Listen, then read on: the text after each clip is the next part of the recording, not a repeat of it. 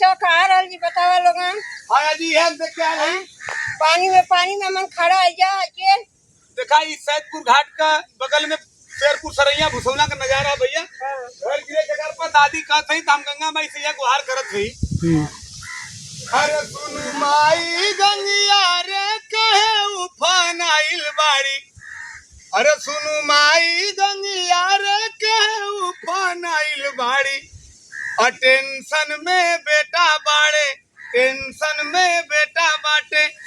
अब पानी तो हर कूदे लागल हगावा घारा डूबे लागल लगालू मकान काटे।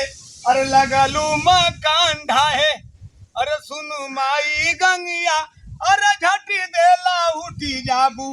अरे सुनु माई गंगिया रे अरे झटी देला उठी जाबू। हर टेंशन में बेटा बाटे लगलू मकान काटे लगलू मकान काटे। कैसे लगे थे? ठीक।